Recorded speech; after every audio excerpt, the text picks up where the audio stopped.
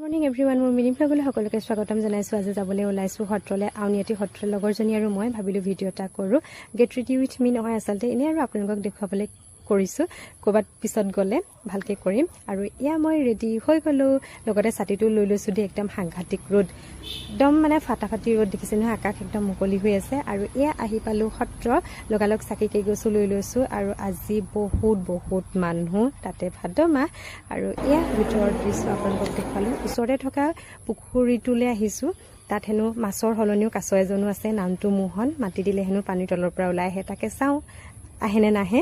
আৰু এই ৰঙা ৰঙা মাছবোৰ দেখিছেনে কেনেকৈ তিৰবিৰাই আছে। ভিতৰৰ পৰা বাহিৰৰ পৰিৱেশটো এনেকুৱা, বহুত ঠাণ্ডা, বহুত ভাল লগা পৰিৱেশ। আৰু কোনোবা যদি অহা নাই প্লিজ আহিব। আৰু মোৰ পিছফালে থকা ৱালকেইখনত সমুদ্ৰ মন্থন, কলকিবতা তেনেকৈ বহুতকেইটা চিত্ৰ অংকন কৰা আছে। ভিতৰৰ পৰা আহিলোঁ বাহিৰলৈ বজাৰ চাবলৈ, কিনো আছে। টিকলা দুটামান আছে, তাহাঁতলৈ কিবা এটা ভাবিলোঁ